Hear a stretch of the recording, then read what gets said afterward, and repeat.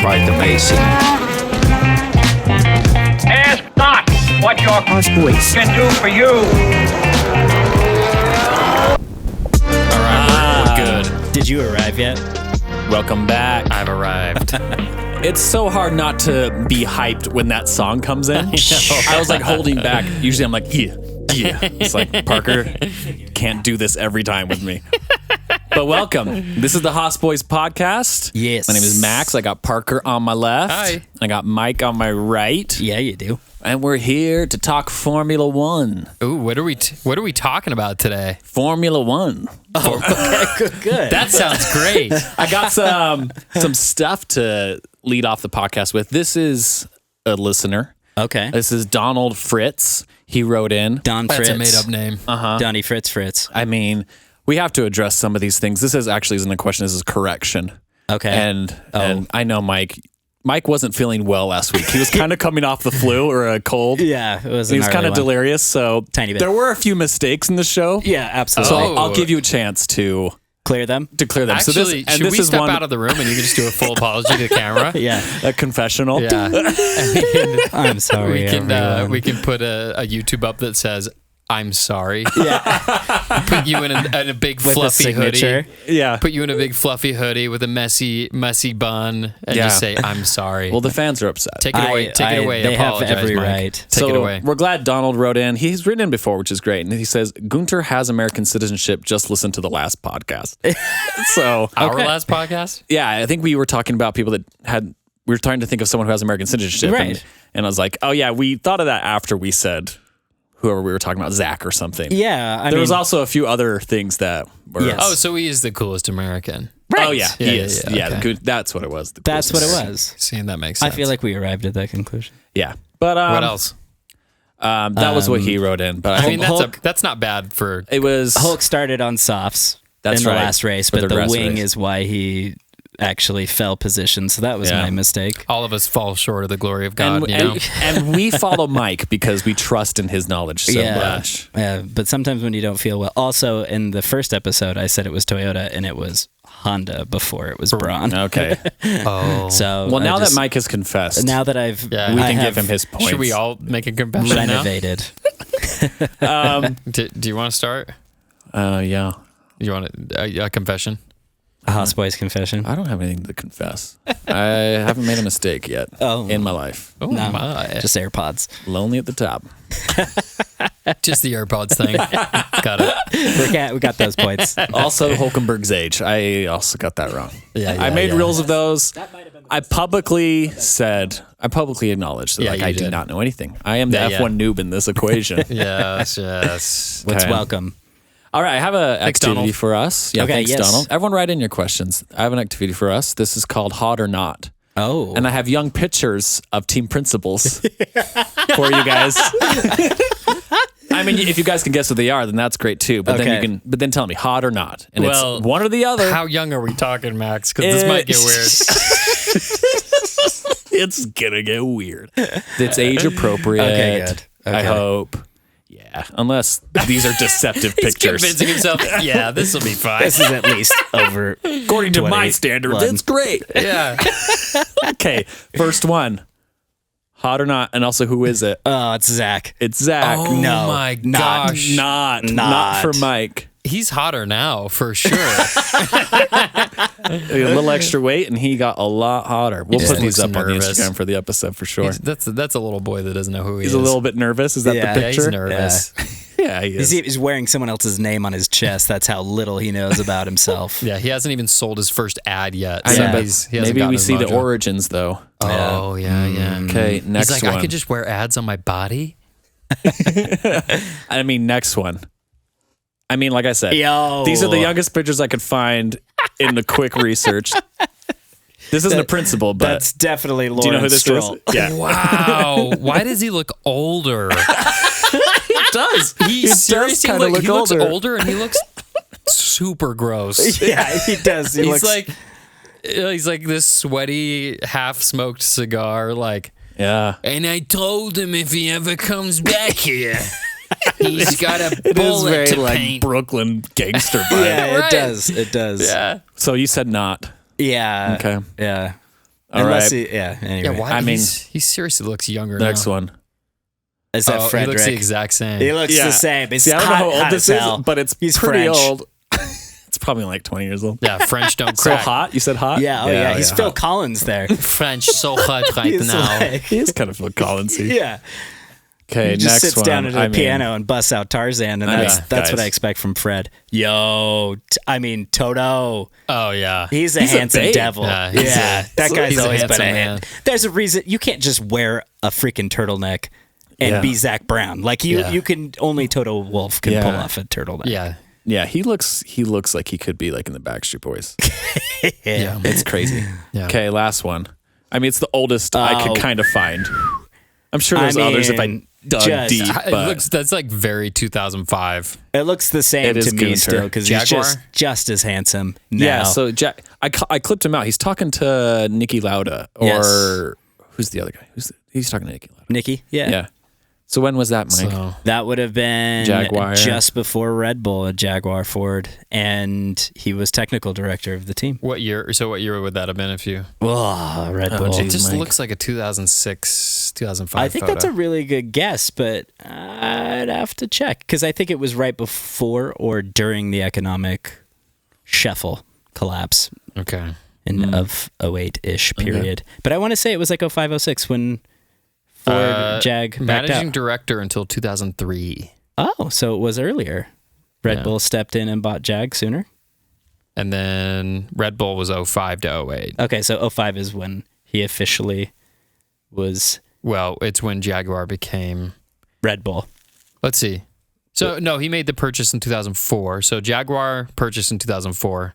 Okay. So I guess there was 1 year between Jaguar and Red Bull of no racing. I think that they probably still raced. I would assume that probably what it was is this sort of limbo era, which is kind of what Alfa Romeo, Audi. Jaguar's new is right now. management offered Steiner another role, but he declined and spent the 2003 season on garden leave, Oh, okay.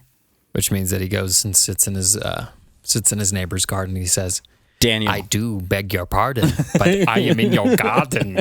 It's doing what Daniel's doing. That's what a garden leave is. So Gunter, hot. We agree. Oh, yeah. Scorching hot. hot. I saved him to the end because there's no doubt. Yeah, There's he's no doubt. definitely the king of the castle. Well, thanks for playing Hot or Not. We'll have to do that again with more F1 people. Yeah, Okay. definitely. I mean, I left out Otmar for a reason. He is I smoke think show. he would have stolen freaking the show. smoke show. Freaking crack smoke show. Yeah, I think what you meant to say was smoke house. He's a freaking smoke crack show. He's a crack smokehouse. That guy. The listeners should send in any photos as well. Yeah, that's a And great have idea. us guess. That'd be fun. Maybe like child photos so we can guess who it is. Yeah, we can't play hot or not with that. It's the guess who this is. Just guess who this is on those. We could play gorgeous. We could play gorgeous baby. yeah. Who made Gerber? A, Like what's Gerber the baby It's or a not? baby. It's a baby beauty pageant. yeah. Who made a nice baby? That's what we're saying, right? That's the name of the contest. yeah. Nice baby. That's what we call it. Nice baby. This is digressed. Moving on. We have some news we want to cover with Ferrari, Fred Vasseur, and some of the things happening at Ferrari. Okay. Yeah. We also want to kind of briefly go over. We have a race week this week in Jeddah. Seek. And then later in the episode, we want to talk about Alonso because there's been a lot of news around him. We Totally. think he could be a fun force this year, and we've never really talked deeply about him before. Let's dive in. So it could be fun. So first off, Ferrari and the shakeups happening. So Ferrari this year has kind of, we'll say predictably, made some adjustments with Fred Vasseur coming on board. And I feel like one of the things that you can expect from a new team principal, especially at an organization like Ferrari, where they've reached the top of the hill and then just stumbled down it, not staked a flag at the top. Yeah. You can expect that there's going to just be a huge shakeup. Yeah. You know, there's just no way that it's going to stay the same. And so, Because if you're new to Formula One, last year's team principal was Binotto. Everyone hated him. We all hated him. yes, Parker's Parker has deemed him stinky. Stinky Binotto. Clown. Stinky clown boy. And they've replaced him with Fred Vasseur, who Yes. we hope is going to be great. And so far, I think that Fred's doing exactly what anyone would have done. What's that? So, just as the quick background, for those of you who haven't listened to previous episodes, Binotto had been at Ferrari his entire career. His influence ran deep into Michael Schumacher years. Wow. He was over engine development while Michael was racing. And so Mattia Binotto is a huge part of what the team at Ferrari is currently. A part of me still thinks that Binotto probably should have stayed involved at Ferrari on just a different tier. Team principal didn't suit him. However, he was a big technical guy. And sometimes... Well, and you can't... The problem is you can't do that. You can't once- stay and then go to a different role. Yeah, It nobody just- will ever do that. Yeah. And so, truth be told, I think it would be high hopes to assume that it was possible, but it just wasn't going to happen. So, to your point, Fred Vasseur comes in, Mattia's out, but now everybody who's in their positions at Ferrari have been either in them before Mattia took over or He put him was there. placed there by Mattia. It's a very old regime. Right, and the structure had kind of remained in a way that had been so stubborn. You know, as we saw a lot of strategy struggles and all sorts of problems last year, it just didn't seem like anyone ever answered for what was going on. So Fred Vasseur's first change when he got to the team, head of strategy, gone. That was Really? the first thing that But left. the strategies were so good. What diary Was was that guy sweating the minute Binotto left? Oh, I'm sure. He's like, when does the phone ring? It's like staring It's at his that- iPhone on the coffee table. Yeah, it's that meme of like the puppet monkey just like looking around. Totally. It's been Totally. announced. Yeah. And so head of strategy was first to be let go. So bad. He actually was moved. He didn't get let go. So he's still at Ferrari, but not in that place. Is he David Sanchez handing out hand towels in the bathroom? Yeah, totally. Okay. The latest development is David Sanchez. Now, he was head of vehicle concept, okay? The old David Sanchez. The old Dirty Yeah, David it's Sanchez. the old dirty David Sanchez. Gosh, Urban Dictionary has ruined society for the next 30 years continually. I didn't have to look that up in Urban Dictionary. That's what they call him. So David Sanchez is the most recent loss at Ferrari, and he was head of vehicle concept. So he was basically responsible for the brand new Ferrari car, the one that they're currently racing. One reason that this is a huge setback, just as we started in 23, is that any future development with a design language that was developed by him, anyone who takes over that role is likely going to want to scrap it. Why? Just because it's going to be not something that they saw the vision moving forward with, right? Yeah. Imagine an Adrian Newey coming into someone else's concept. What is he going to do? Yeah. Completely scrap. Start from nothing, you know? Yeah. So we'll see. So that's a big loss, but I have a feeling that right after that first race being like, Red Bull was turning the engine down and we were 30 seconds off the pace.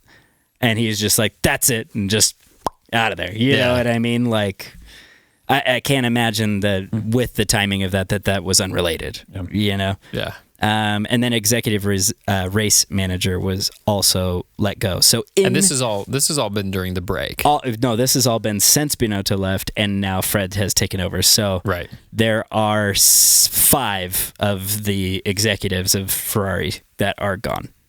Well, this is Which kinda, is 5 out of like 9. Yeah, we'll say about 9. So we're not.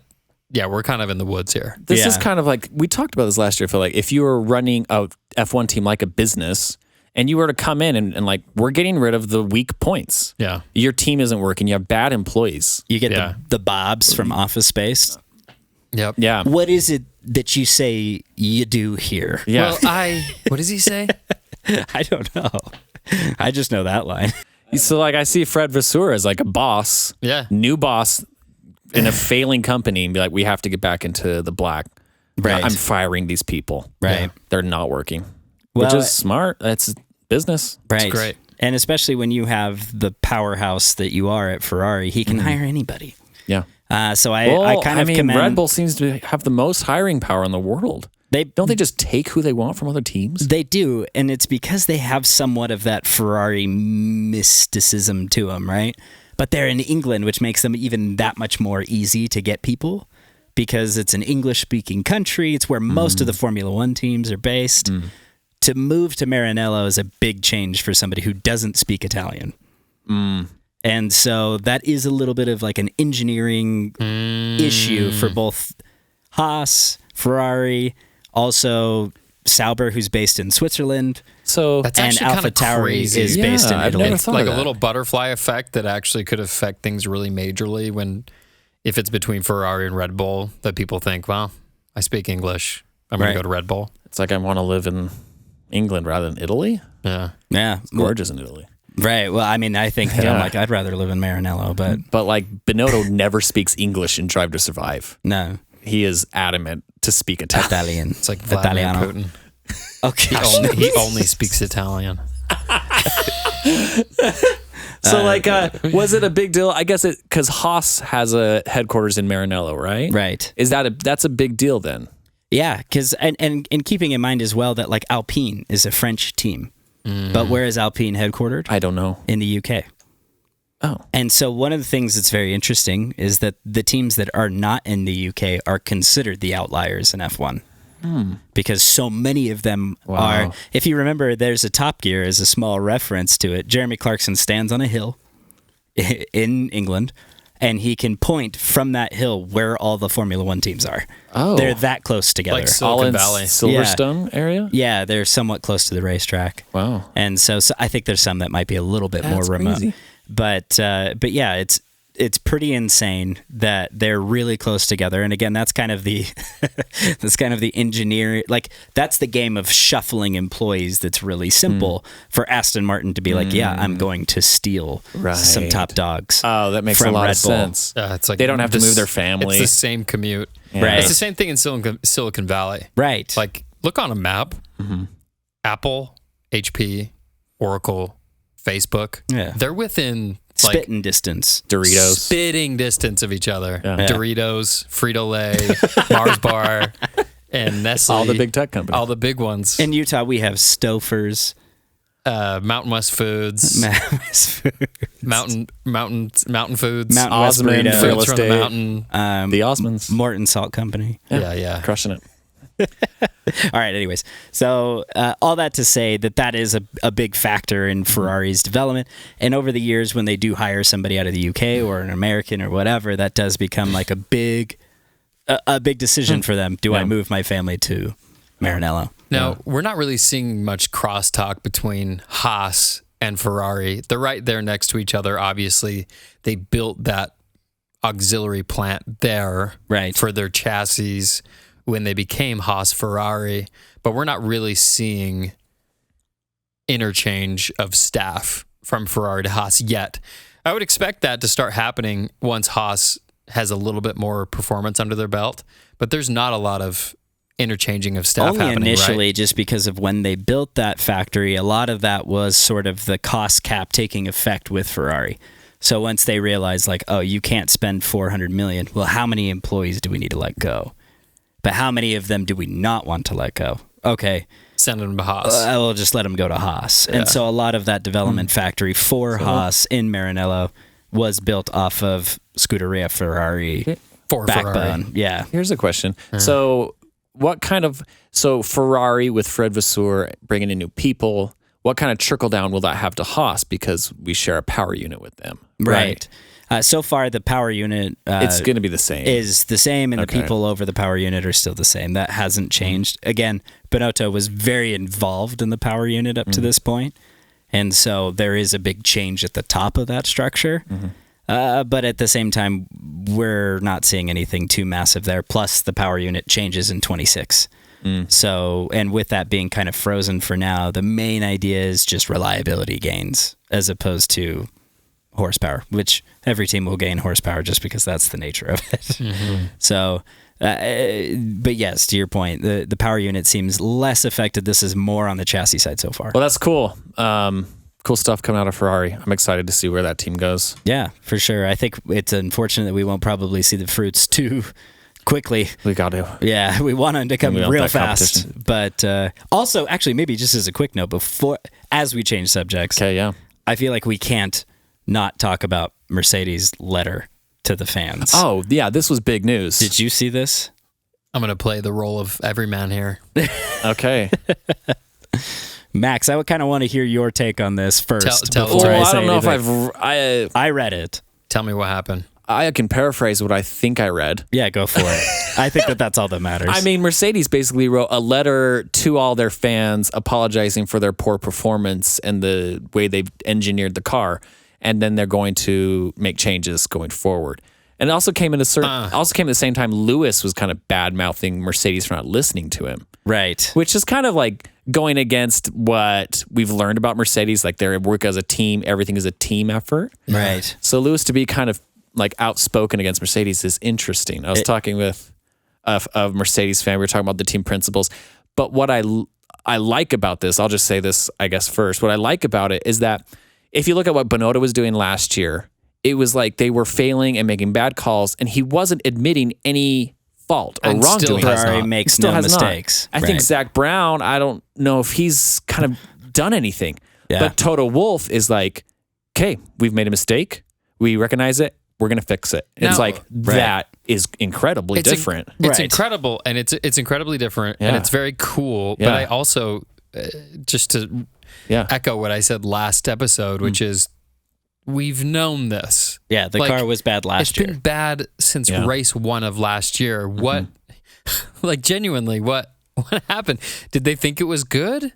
No. Last year? Like, it's really interesting too. This. It's really interesting too because a lot of people were saying that the side pods make such a little difference because it's the magic is under the car or whatever, and it's like, yeah, but the car doesn't look like anyone else's, and it's not performing like anyone else's. Yeah, and it's like, so at the end of the day, you can keep saying the side pods have no, play nothing into this, and it seems like they do.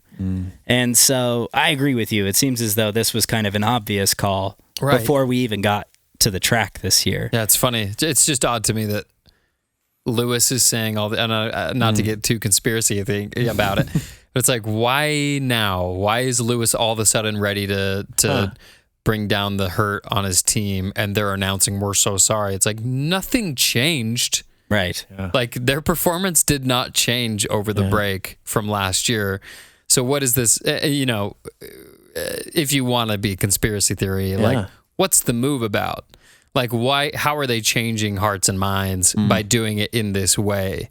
Did they look at last year and they're like, we're going to start losing fans and decide that no matter what this next season looks like, we need to have a big come to Jesus to retain fans like Ferrari didn't.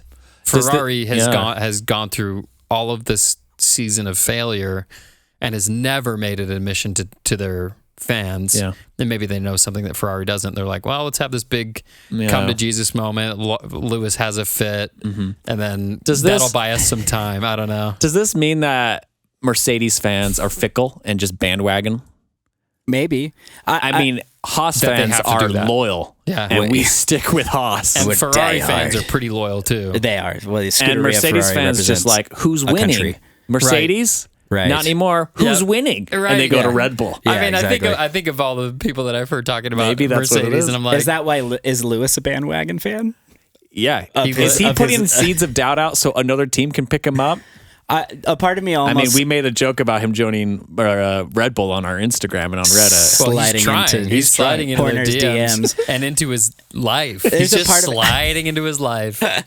Sliding into his daily scenes. A part of me wonders if they are, if there is a little bit of theatrics on purpose, though, because this is Mercedes we're talking about. Oh, yeah. It's like, do they have something up their sleeve? Did they intentionally throw a race away just to come back stronger?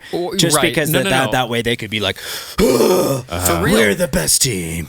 For real. Like, did they sit over the break and just say, we're losing fans? It would be a waste of money. We need to inject some drama here. Right. Netflix is paying us big money to show up and have arguments with the other teams.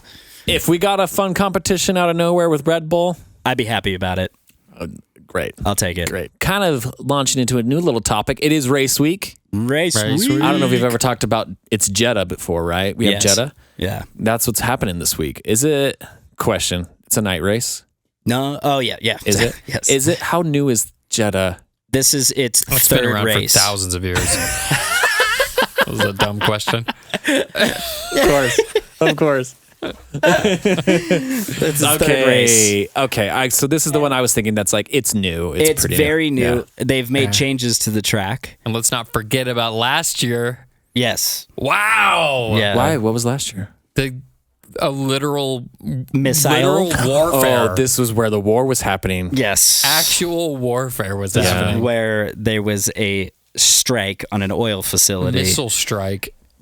about 5 miles from the track, 5-10 miles, something like Okay, that. yeah, You could crazy. see the smoke from the circuit. Crazy. They're pretty insane. Yeah. But yeah, so this is a third race. The previous 2 races, they didn't like the parking lot, and so they tore it up. And so everyone was just parking on dirt. That's how new this circuit is. This is also its third race in 16 months. Because they did the first race at Jeddah at the end. That's what throws of me the off. previous It was year. very end of the circuit schedule Right. when it was first on. And then last year, Articulate. yeah, you said That's why you're the you host. said Word words. Yeah, That's why you're words. the host, Max. Have you been working with Lance Stroll's trainer? His speech Oh, that's a heavy burn. Man. Do we need to check your voltage? I need a charge. So yes. So, anyways, this is its third race in 16 months, which is nuts. They adjusted the racetrack a little bit this year. They pushed some of the walls back just to make sight lines a little better. The driver said that For they were camera? going not just for drivers. They said that they were driving so blind so quickly through some of the track that they were like, if someone was sideways, they'd die. Like it wouldn't be good. So they've increased some visibility by pushing the walls back a little bit. And tighten some Nice. corners and a few other things. So It's a really tight, gonna be a like, little kind of bit street different. circuity type of thing, right? Totally. Sounds tight. Yeah, it's super tight. Well, I'm stoked. Yeah. I think it'll be fun to see how all the different teams perform, especially Haas. Yeah. See how they do on like a street circuit style thing. It's Yes. completely Lots different of from corners. Bahrain. Lots of corners. Let's go, Yeah. Haas. Yeah. Bahrain is a track that has never been resurfaced. So degradation is super high at Bahrain. And Oh. this is a brand new track.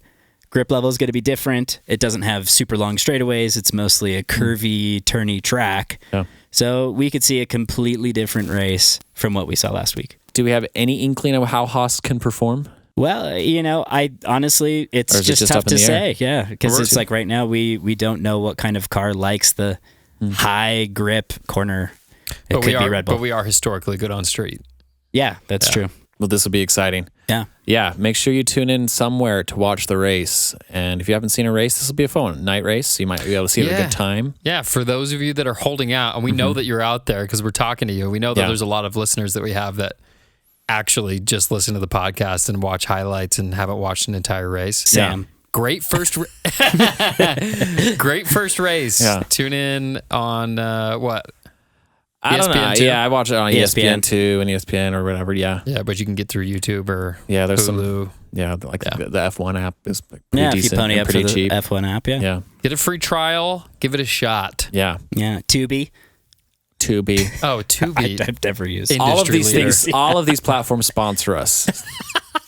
So Hulu. that's why we name them. Isn't that how that Apple. works? You just Yeah. say their name And they send you and money. they will appear. Field of Dreams, baby. yeah.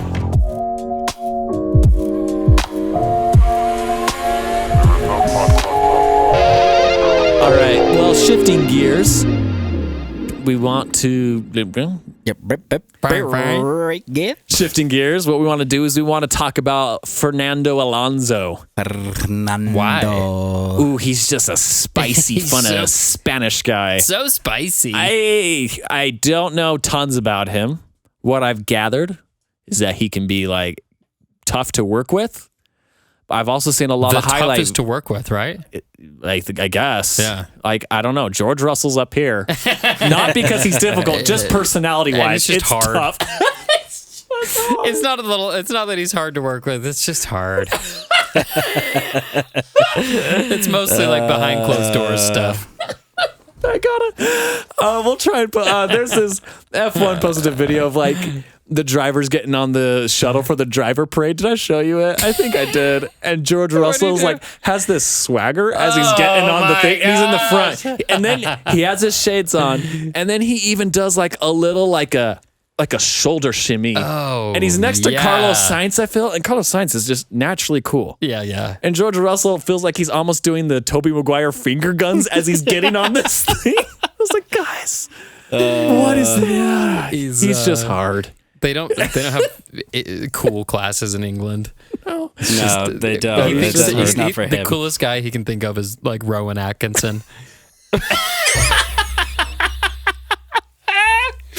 He's like, I can be like him. I can do that. Okay, gosh. I love it. But Fernando Alonso, I've seen also lots of highlights of him celebrating wins, and he's just a dancing, funny, crazy guy. Yeah, just insane. So, Mike, well, what should we know about Alonso? Let's begin at the beginning. He was born in España. Wow.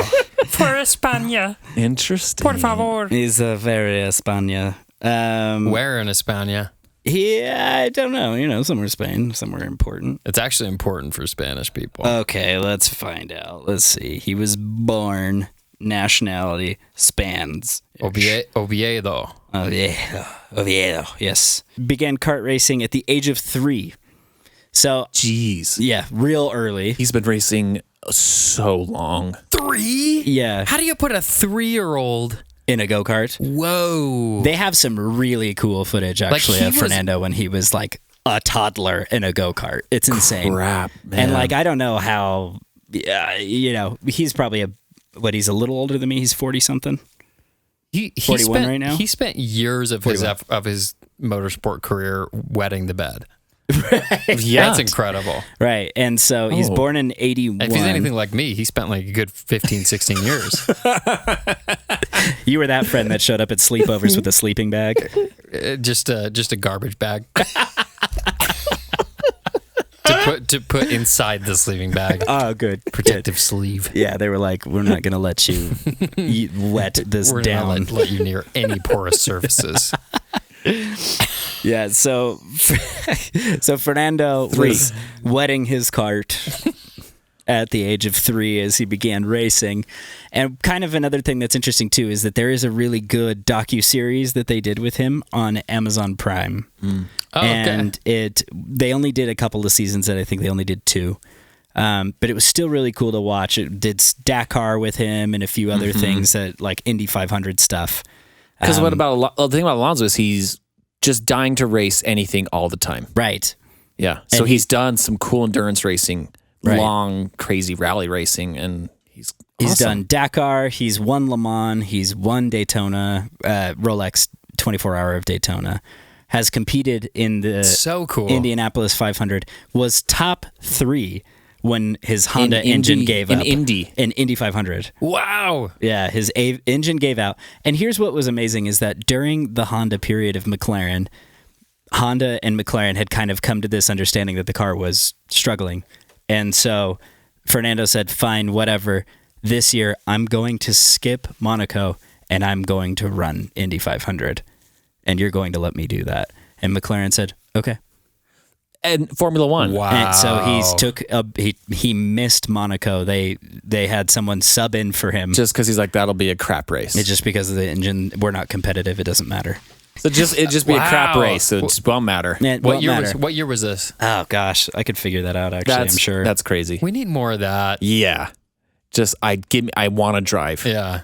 Give me a freaking car and a track. And he wants to be competitive beyond all things, right? So that's the other factor here. And so it's kind of surprised that. Yeah, it was 2017, and that was the one with 21 laps to go. He was in 3rd. And the engine gave up. Oh, jeez. And he climbed out of that car, and it's like, here's the other kicker. It was a McLaren chassis with a Honda engine. Same setup as Formula One. Same setup. And so he was just climbed out of the car fuming, like, not even this one can get to the finish line. It was unbelievable. I was watching and I couldn't believe it. Classic McLaren. It was unbelievable. Unbelievable. So one of his more epic moments. So, but even before that, Fernando Alonso is one of the few unfortunate souls, if we're gonna Little Mermaid, poor unfortunate souls that have been captured by Ferrari and said we can win a championship together, and then completely let them down. Ferrari and Fernando Alonso are actually probably almost more of the example of that than Sebastian and Ferrari. Wow. And, no, Kimi got his championship with Ferrari. He's the last one. He's the last one. Yeah. In 2007. And so, which was because of Fernando and Lewis's fight. Fernando started at Renault. At Renault, yeah. So if we start from the beginning of his Went F1, to McLaren. Yes. So he started at Renault, was crazy fast. That car was really well put together. He won 2 championships back to back with Renault. He moved to McLaren and raced with Lewis as a teammate on Lewis's rookie season, and it was a wash. It was like brand new team essentially at that point. Neither driver had driven for McLaren at that point. And the divide between the two was so intense that it became a convincing game of each side of the garage of who needed to be the number one driver at McLaren. And so the engineers and mechanics and everything, it created a divide in the team that was like they were different teams. Really? And so, and it was because Lewis was essentially politicizing his side of the garage just as aggressively as Fernando Alonso was. Was McLaren pretty competitive? At so that they were stage, both yes. had a really good chance. Yes, as one of the stories that we referred to last year, Gotcha. Fernando blocked Lewis in a qualifying session because Lewis had blocked Fernando earlier in another race, and Refer to season 1. yeah, I love it. Dummy. And so the exchange just got Hashtag heated dummy. and worse, and nothing seemed to stop them from fighting. And they were turning their garages against each other too. And because of the volatility, no one consistently won or podiumed races. Yikes! So it did not work for And them. so they handed Kimi the championship. Wait, so Ferrari is not that legendary. No. Not since Michael Schumacher, really. Right. Which that's almost ancient history. 90s. Yeah. It was, they did through the 2000s as well, but it has been a while. Yeah. And 2007 being Kimi's championship was literally Lewis and Fernando tied for second. I mean, wouldn't that be It was- great Wow. if Kimi, Max and Fernando, Checo Lewis, ended up level. doing that I and would someone love it. else poked through? If Alonso poked through. This is what everyone's wanting. The old We poke can through. make that happen. We can make Alonso poke through. We just need one little event to happen on the just- lead pipe. Yeah. We've referred to Nancy Kerrigan. If for those of you who can't Google that on your own, this is a ice skater story from the 1980s. But this is a Formula One podcast. I, Tanya. And we don't talk about ice skating, Mike. I'm just Yeah. saying you guys called Nancy Kerrigan, and I was like, people don't know who this is. They do now. No, they do now, thanks to the Haas boys. So Fernando gets lured into Ferrari, He does. and they just don't win. he Was that Binotto? Or who was who? Obviously not, but who was the... but in team the leader? interim here, so real quick, he went from McLaren back to Renault. Yeah, we just want for the one Alonso series, stories. for one Yeah. one season. That season was Crashgate. Oh. So again, refer to season 1. dummies. There was Fernando's teammate intentionally crashed during the Singapore Grand Prix, which gave Fernando the one win of the season that the team would get. Later would come out that he did it intentionally and the team made him do it. And they banned But Fernando didn't know Flavio Briatore. anything about it. No, not a word. Wink. Yeah. Wink. He'd never even heard about it. So then after that, he goes to Ferrari from 2010 to 2014, which was a 4-year letdown. And through all 4 of those years, Sebastian Vettel was world champion with Red Bull. Wow. And you might have seen a GIF or a picture of the 1,000-yard stare of Fernando Alonso with his visor up in the rain That's and right. a Ferrari overall. What's that And from? It's from Brazil, and it was admitting defeat that he so narrowly missed out on the What were the championship circumstances? from Sebastian. So that is something that if we somewhat... Because I do see that as a meme all over the Reddits. And yeah, the background story of that is worth a tell. So tell us of the stories. Oh, yes. And here is quite the story. Yeah. So in 2012, the championship was coming down to the wire between Sebastian and Fernando Alonso. They go to Interlagos to race for the final race of the year. The race starts, and on lap 1, Sebastian is involved in an accident that he partially blames Mark Webber for, who kind of blocked him out from being able to take the lead. Which wouldn't be surprising because they were fighting. They hated each other. Oh, okay. Teammates that Something else despised for each another other. day. Love yeah, that. exactly. So Mark Webber and Sebastian did not get along. And so essentially, Mark forces him out. He drops a few positions, ends up getting in an accident with Bruno Senna, who is a nephew to Ayrton Senna, who was racing at the time. Put a big hole in the side pod of the race car. Sebastian looked like he was facing backwards. It looked like his race was done. Yeah, it sucks. And it was Alonso's championship to win at that point. It was coming down to this race. It was in his head, he's won. He has won in his head for sure. And basically, as the race proceeds, Mark Webber continues to be a pain in the butt. He's blocking Sebastian, trying to make it as difficult as possible for him to win.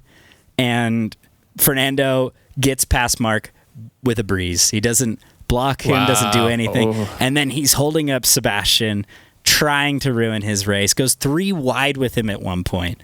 Just literally driving him nuts. The race finishes. It is McLaren's last win before Daniel Ricciardo won. Oh, wow. 2012. That long ago. It was that long ago. Okay. Okay. And so the 1,000-mile stare is staring down the barrel of Sebastian's win with a car that had a hole in the side and his teammate that was doing everything in his power to stop him from winning the championship. And the point difference was just so minimal. Then. So minimal. And I think it was I can guarantee it, I believe, a 3-point deficit between Sebastian and Fernando. Ooh, I want more championships like that. That is gut-wrenching. Just horrendous for poor Fernando, who had put in such a good, valiant effort with Ferrari. And one of the things that's so hard about this 4-year period is that it was just mild little foul-ups and strategy and things like that took Fernando away from winning from Vettel. Mm-hmm. And at this time, this is one of those things where I'm like, you guys know me. I love Sebastian. He's one of my freaking favorite drivers ever. During this period, I wanted to punch him because he just became that annoying winner. Yeah, it just became like, oh, you don't even enjoy this anymore. Yeah. You know? The Sebastian of Ferrari is where I became his biggest supporter. Is because when he won, it was like, yeah. You know, it was such a fight. However, there's something about being a Ferrari driver that fails that makes a driver so endearing. And I think that this is why I like Fernando. Yeah, he went through the factory. He really went through the refining fires of Ferrari and came out on the other side without a championship. And that year was definitely the closest he got to having his 3rd title. So has he been competitive ever since? No, because then following in 2015, Fernando joined McLaren Honda. And that's following his Ferrari term. Just junk. And then the car was extremely uncompetitive and extremely unreliable. And catch listeners up to this point. So at that stage, he bounced. Yeah, so he was there for 4 years. And then bounced. It was garbage. It was just trash. And that's when he tried like endurance racing, cocaine, sorry, Dakar. I thought we were going somewhere else. So he retired from McLaren after 4 years of uncompetitive racing and said, I'm done with Formula One. I'm taking a break. And then it was just like Alpine that brought him back only 2 years ago, right? Right. Alpine brought him back in 2021. Yep. And it could be exciting. He's already on a podium. I would love to see him shake things up. And Fernando Alonso is the only driver on the grid since Turbo Hybrid was introduced to race with each power unit. He has all 4 under his belt. He has the Renault, Mercedes, Ferrari, and Honda. He is the Avatar. He has now mastered every element. He knows every single one of those babies and now. He is now ready to win. Yes. And honestly, I feel like this year, with the the battles that he had with Lewis in the past, I'm just like, come on, Mercedes, just match Aston Martin. Because if we're not going to see something at the front, give me something there. Yeah, the Lewis Alonso battle would be so great to see again. And I would love to see him dance around. That's why I'm rooting for him. I want to see exciting podium celebrations. Totally. And this guy feels like a real racer. That's not half of these pilots, half of these drivers seem they're like half male model, half PR guy. Yeah. Half racer, right? Half Pierre Gasly. That's 150%. Half Charles Leclerc. Yeah, for real. That's 150% there. But Alonso is one guy that I'm like, he's just a race car driver. Yeah. We mentioned last week he drives with 25% of his brain and strategizes with the other 75. Right. It's like because he's been doing it since he's 3 apparently. Yeah. It's his real world. This is like what he is doing. Like, how do you say? This is his life. This is his life. Everything else is a hobby. And he's not thinking about his Instagram posts. Yeah. He's not thinking about his fashion He's a cool brand. racer. Right. He's a driver to the core. He's a legit racer. Yeah, and I think that's one of the reasons why we want to see him competitive. It's just he deserves it. I would love to see that. Well, thanks for talking about that today. Yeah. Be excited for the race this week. Always follow us on Instagram. Tell us about your friends, and then tell your friends about us. And for anybody that tells us about their friends next week, we will feature one of your friends. And that's not a bluff. Yeah, it's not a bluff. We'll talk about your friends. But Haas for life. Yes. Send us questions, rate us, review us, share us, subscribe. Woo! Thank you guys. Bye. Haas boys.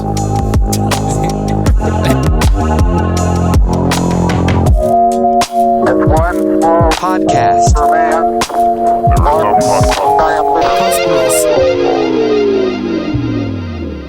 That's when he tried like endurance Cocaine. racing, cocaine, Sorry, Dakar. I thought we were going somewhere else.